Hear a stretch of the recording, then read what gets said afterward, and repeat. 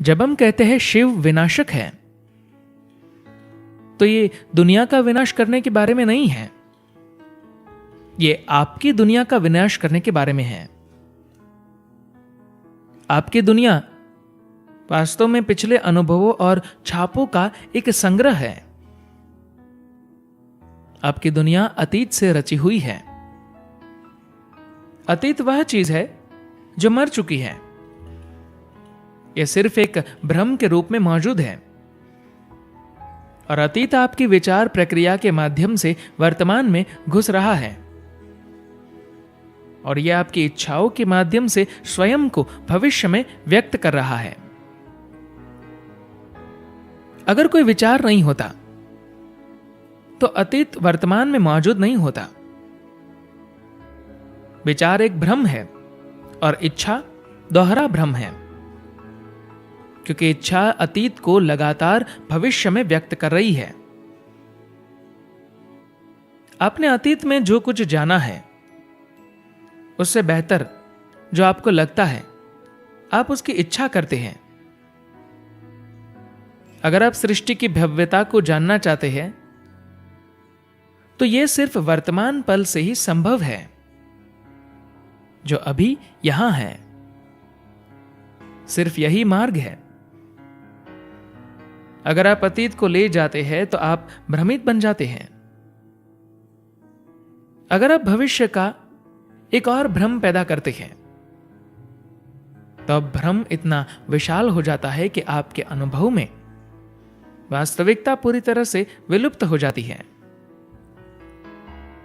चरम निश्चलता में कोई अतीत नहीं होता। चरम गतिशीलता में भी कोई अतीत नहीं होता। ये दो मौलिक मार्ग है जो सृष्टि और सृष्टि के स्रोत तक पहुंच प्राप्त करने के लिए शिव को मिले।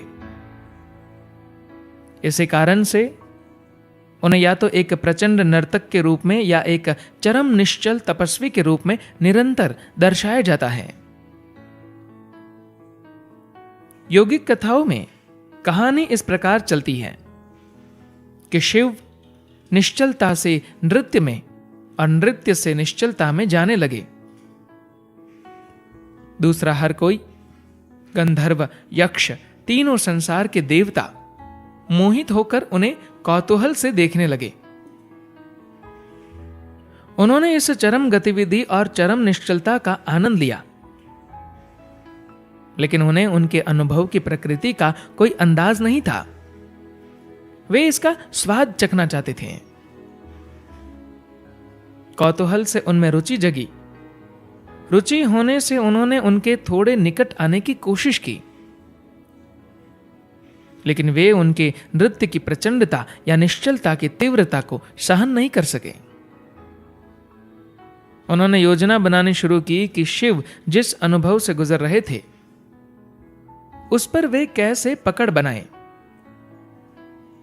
उन्होंने एक सम्मेलन बुलाया जो धीरे धीरे एक षड्यंत्र में बदल गया। उन्होंने तय किया कि किसी तरह उनकी शादी करा दे। हमारे पास अपनी तरफ से कोई ऐसा होना चाहिए जो हमें यह बता पाए कि ऐसे परमानंद के अनुभव का, ऐसे उल्लास का और साथ ही ऐसे मृत्यु सरीखी निश्चलता का आधार क्या है। वे इन दोनों का आनंद लेते हुए लगते हैं। हमें अंदर का एक व्यक्ति चाहिए। कई चीजें हुई।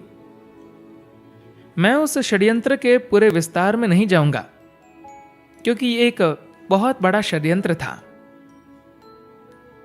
अगर आप शिव के अंदर का दृश्य जानना चाहते हैं, तो उसके लिए जबरदस्त षड्यंत्र की जरूरत है, जिसकी उन्होंने योजना बनाई, युक्ति निकाली और उसे कार्यान्वित किया। तो उन्होंने शिव की शादी सती से करा दी। वे झुक गए और वो पूरी तरह से प्रेम में पड़कर सती के लिए बिल्कुल दीवाने हो गए। उन्होंने सती को अपने जीवन का एक अंग बना लिया। लेकिन सती के पिता को शिव से घृणा थी, क्योंकि उनका दामाद एक राजा नहीं था, वह अच्छे से कपड़े नहीं पहनता था, वह अपने शरीर पर भस्म लगाता था, वह मानव खोपड़ी में भोजन करता था। उसके सारे मित्र हर तरह के बेताल, भूत और पिशाच थे। वह हमेशा या तो ध्यान में रहता था या नशे में रहता था। उसकी आंखें या तो मूंदी रहती थी या वह तांडव करता था। ये कोई गर्व करने या आसपास होने योग्य दामाद नहीं था। कुछ समय बाद दक्ष एक महान यज्ञ करना चाहता था, जिसमें उसने हर राजा, हर देवता और हर यक्ष को बुलाया, लेकिन उसने शिव को निमंत्रण नहीं दिया। शिव और सती जंगल में बैठे थे और वह प्रेमवश शिव को जंगल के फल खिला रही थी,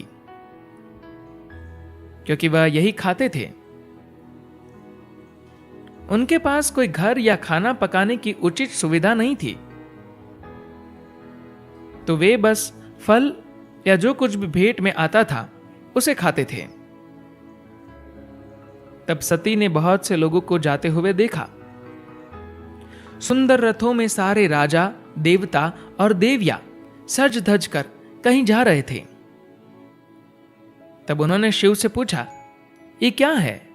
हर कोई कहां जा रहा है? शिव ने कहा, कोई बात नहीं, हमें भी वहां जाने की जरूरत नहीं है जहां वे जा रहे हैं। लेकिन वह बहुत उत्सुक हो गई। हर कोई कहां जा रहा है?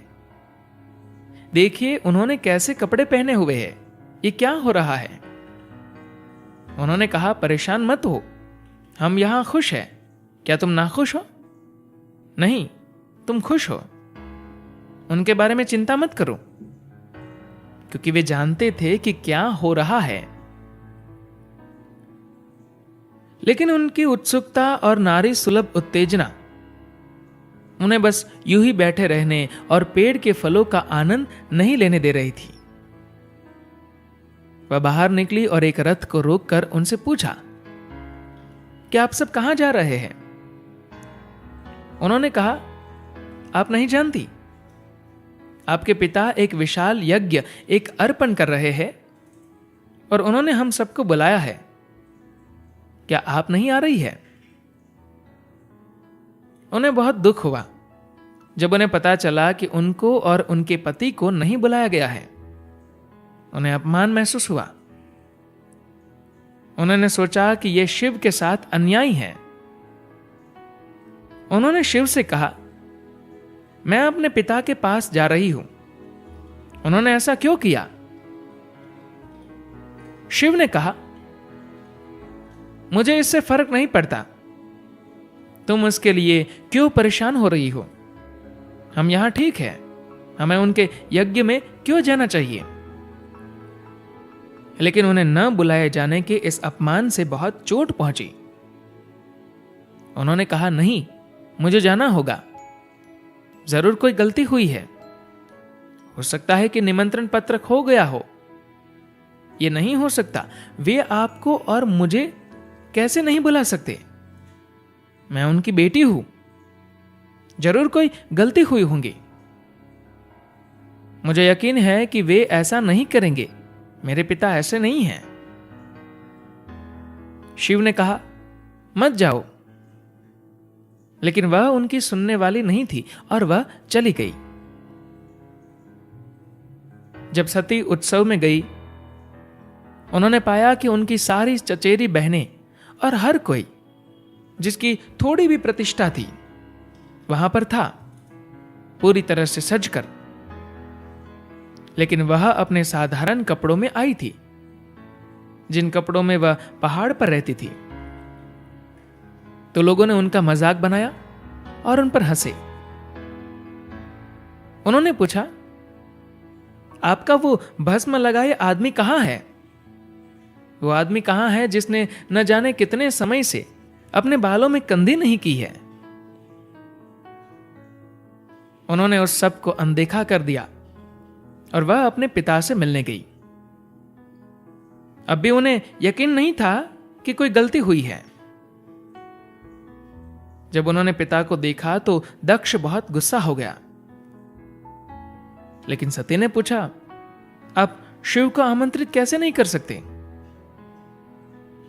तब शिव ने हर संभव तरीके से शिव को गाली दी और कहा, मैं उसे कभी अपने घर में कदम नहीं रखने दूंगा। वह बहुत निराश हुई। यज्ञ की अग्नि जल रही थी। वह बस उसके अंदर चली गई और खुद को जला डाला। नंदी और कुछ दूसरे जो उनके पीछे गए थे, जब उन्होंने ये होते देखा तो वे इतने भयभीत हो गए कि वे दौड़ते हुए शिव के पास वापस आए और उन्हें बताया कि सती ने खुद को हवन कुंड में जला दिया है, क्योंकि दक्ष ने उनका अपमान किया था। शिव कुछ समय के लिए निश्चलता में बैठे, फिर वह आग बन गए। वह क्रोध में बस खड़े हो गए।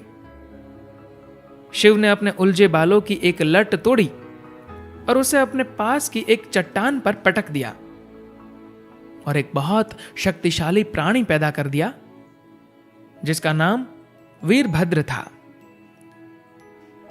उन्होंने वीरभद्र से कहा, जाओ यज्ञ को नष्ट कर दो।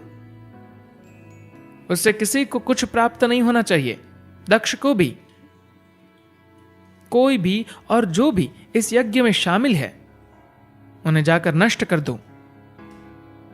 वीरभद्र पूरे क्रोध में गया और उस यज्ञ का विध्वंस कर दिया।